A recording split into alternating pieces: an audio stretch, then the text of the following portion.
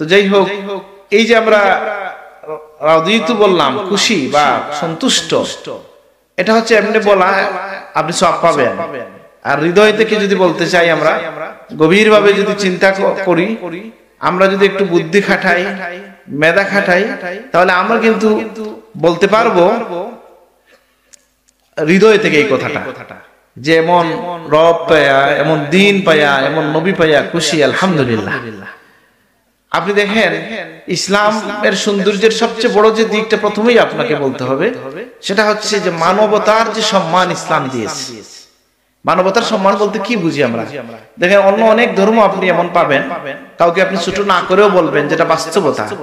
যে দেখেন, পাথরের সামনে, সাপের সামনে, গাছের সামনে মাথা নত করতেছে, আছে কিনা? অন্য ধর্মে আছে কিনা?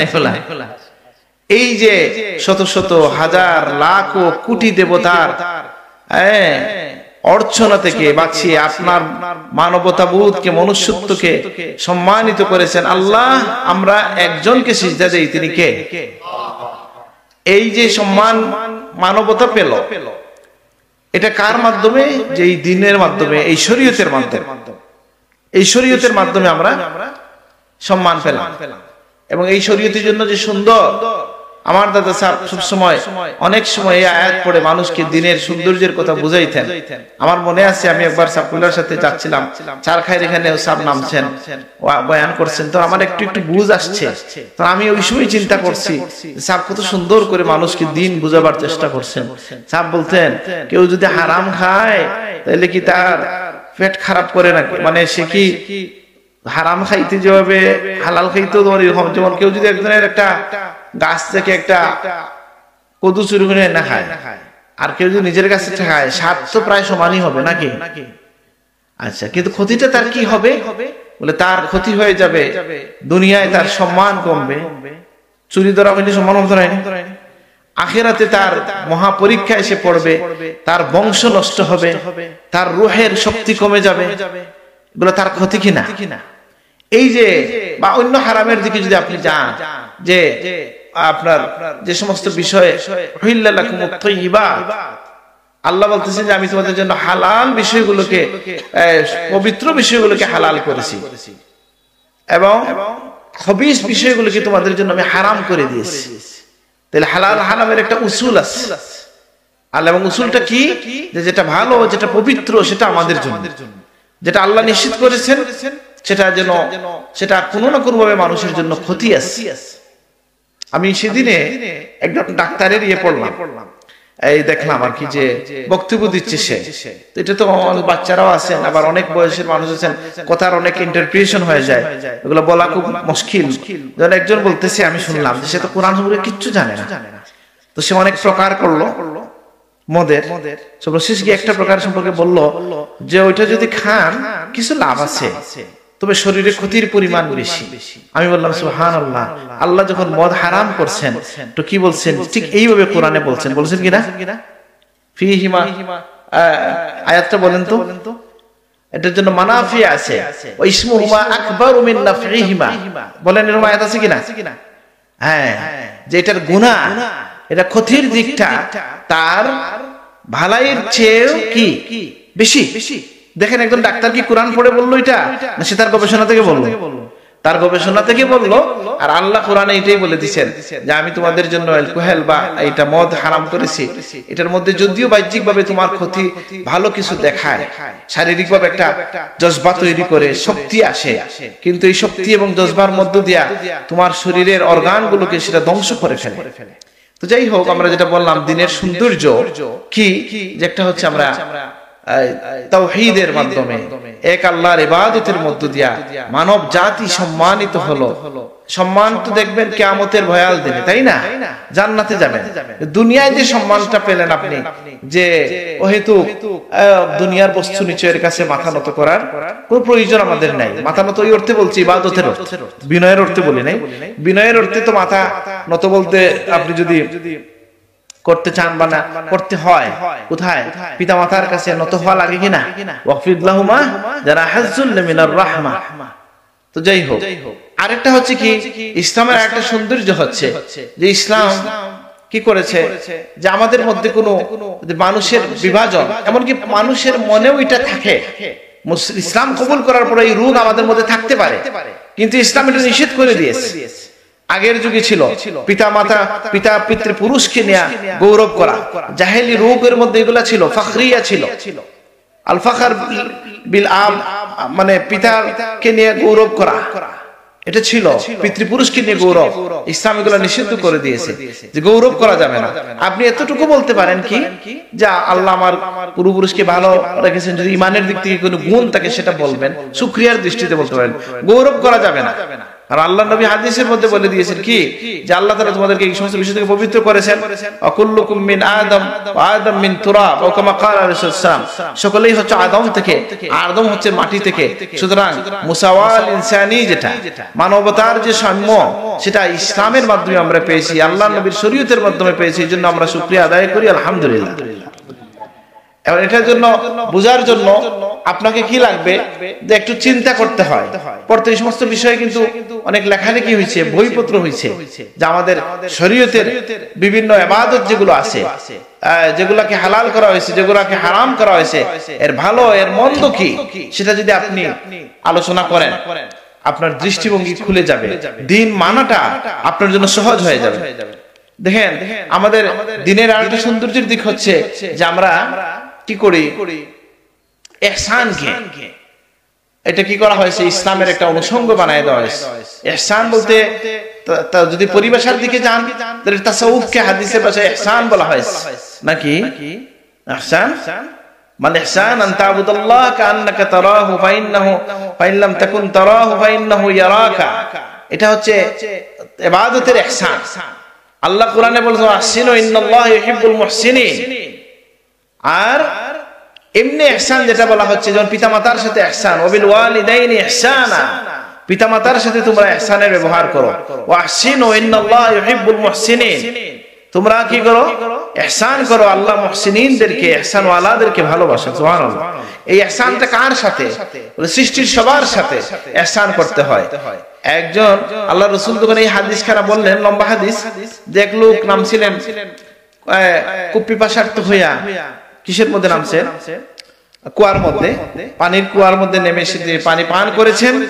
আর পানি পান করে তিনি কি করেছেন, উঠছেন, উঠে দেখলেন যে একটা কুকুর এখানে মানে ইয়ে করতেছে, হাহুতাশ করতেছে। ওনার মনের মধ্যে আসলো যে হয়তো আমার মতো সেও তৃষার্ত। তিনি নেমে এর মুখে এক ডুব পানি দিলেন। আল্লাহ তাআলা ফাশাকারাল্লাহু লাহু, আল্লাহ তার জন্য শুকরিয়া করলেন, মানে আল্লাহ তার উপর খুশি হয়ে তাকে মাফ করে দিলেন। সুবহানাল্লাহ। সাহাবায়ে কেরাম বললেন, ইয়া রাসূলুল্লাহ, যে ইয়া রাসূলুল্লাহ, আমরা কি এই আমাদের হায়াওয়ানের জন্য যে আমরা যে ইয়ে করি, ইহসান করি, এটার জন্য কি বিনিময় আছে? নবীজি বলেন লিকুল লিখাবিদিন রাতবাতিন, সকল হৃদয়ওয়ালা মানে জানওয়ালা, এবং রাতবা বলা হয় সবুজ, মানে বুঝেন নাই, ধরেন বৃক্ষরাজি, তরুলতা। তো লিকুল রাতবাতিন কাবিদিন রাতবাতিন আজরুহু, প্রত্যেকটা প্রাণী যেটা আছে অথবা যে সমস্ত তৃণলতা আছে তার সাথে কেউ যদি ভালো ব্যবহার করে, ইহসানের ব্যবহার করে, এর বিনিময়ে সে পাবে। সুবহানাল্লাহ। তাহলে কি বোঝা গেল যে আপনি যে আপনার গরু আছে এটাকে কি এমনি এমনি মারতে পারবেন? বিড়ালকে এমনি মারা যাবে? আমাদের মধ্যে এরকম নিষ্ঠুর মানুষ কিন্তু দেখবেন আছে, যে যারা কিনা ওই পুরো প্রাণীকে কষ্ট দিয়ে অনেক সময় মজা পায়। দুই একজন লোক এরকম দেখা যায় না অনেক সময়। এটা হচ্ছে জাহান্নামে হওয়ার আলামত। বুখারী শরীফে এটা আছে। এটা করা যাবে না কখনো। সৃষ্টির প্রতি যেন আপনার মনটা নরম হয়, দয়াদ্র হয়, আল্লাহ এটা চান। আল্লাহর গুণের রিফ্লেকশন আপনার আমার মধ্যে হবে। আল্লাহ আমাদেরকে ইহসানওয়ালা বানায় দেন, আমিন। আল্লাহর হাবিব কি বলেছেন, ইরহামু মান ফিল আরদি ইয়ারহামকুম মান ফিস সামা, তোমরা জমিনে যারা আছে তাদের প্রতি দয়ার আচরণ করো, উর্দু জগতে যিনি আছেন তিনি তোমাদেরকে দয়া করবেন। সুবহানাল্লাহ। এই যে রহম ওয়ালা হওয়া মুমিনের এটা বৈশিষ্ট্য। অন্যের দুঃখ দেখলে মন যদি কাঁদে তাহলে আপনি বুঝবেন যে আল্লাহ আপনাকে ভালোবাসতেছেন। কারণ আপনি কিছু করতে নাও পারলে দোয়া তো করতে পারেন নাকি? এইজন্য নবীজি বলছেন কি, উতলুবুল খায়রা মিন ইহসানিল উজুহ, তাই ভালো তোমরা আপনারা কি করেন, এই আল্লাহর হাবিব বলছেন যে তোমরা সুন্দর চেহারার মানুষের কাছে ভালো কল্যাণ কামনা করো। অর্থাৎ ধরেন আপনি দেখবেন রাস্তায়, এটা আমার জীবনেও হয়েছে, টুপি দাড়ির কারণে হইতে পারে, যে রাস্তায় যদি আপনি কেউ রাস্তা হারায় ফেলে, তাইলে গিয়ে জিন্স প্যান্ট ওয়ালারে জিগাইব না টুপি ওয়ালারে জিগাইব? বলেন না, বুঝেন না এটা? হ্যাঁ, আমি তো দেখছি আমাকে মানুষ জিজ্ঞেস করে কেন, বুঝে হুজুর মানুষ, ঠিক আছে না, এটা সঠিক দিবে একটা।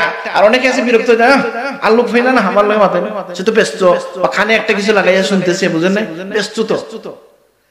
এই জন্য কেন এটার ব্যাখ্যা উলামায়ে কেরাম দিয়েছেন যে আল্লাহর হাবিব এটা কেন বলছেন। এটা বলার উদ্দেশ্য হচ্ছে যে যদি কোনো মানুষ চেহারা উজ্জ্বল হয়, কখন, যে মানুষ আল্লাহওয়ালা, তার চেহারার মধ্যে উজ্জ্বল্য চলে আসে।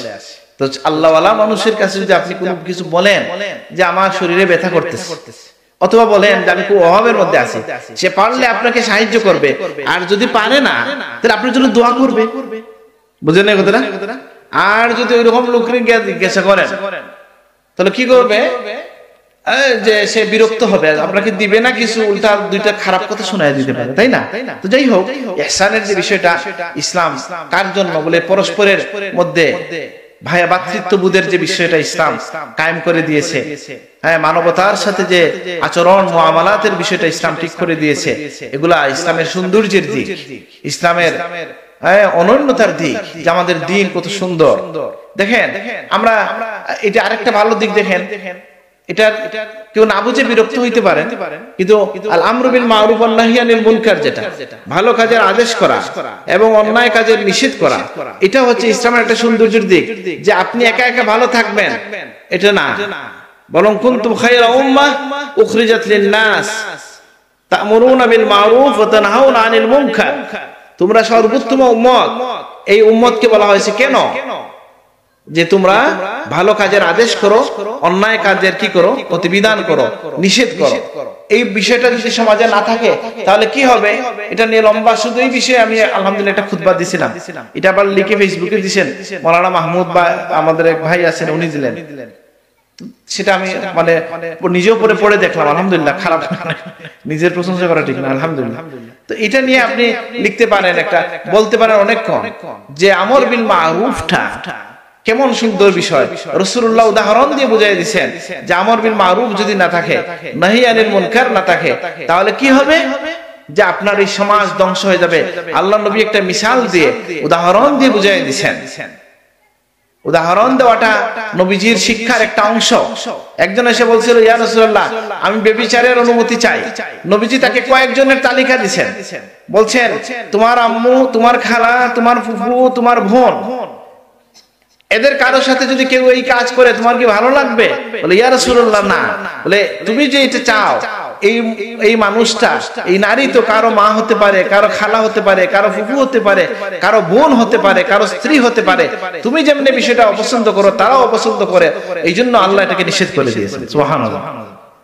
এই যে উদাহরণ দিয়ে বুঝাই দিয়েছেন আল্লাহ নবী। আমর বিল মারুফের বিষয়টা কি উদাহরণ দিলেন, যে বললেন, বলো তো তোমরা একটা নৌকা যদি এমন থাকে, দুইটা পাটাতন আছে, উপরের কিছু মানুষ আছে, নিচে কিছু মানুষ আছে, আমার কথা কি বোঝা যায়? একটু আলো কম, আমি সবাইকে ঠিক দেখি না বোধ হয়, বা ঠিক আছে, অসুবিধা নেই, আইব করতেছি না, এত আলো জ্বালানো ঠিক না, বেশি আলো জ্বালালে ভয় হবে। যেটা বলছিলাম যে জাহাজ এখন তো হইছে, ওই যুগে তো এগুলো খুব বেশি হইতো না, কিন্তু আল্লাহর নবী অনেক উদাহরণ দিয়েছেন। সাহাবায়ে কেরাম বলছেন, নবীজি যখন নদী এবং ইয়েরা উদাহরণ দিয়েছেন, বৃক্ষরতা, তখন আমরা মনে করছি নবী যেন কোনো ফলফলাদিওয়ালা এলাকার বাসিন্দা, এরকম নবীজি উদাহরণ। আর নবীর জ্ঞানটা কার কাছ থেকে আসে? আল্লাহর কাছ থেকে আসে। তো নবীজি সেই উদাহরণ দিলেন এই জাহাজের বা নৌকার।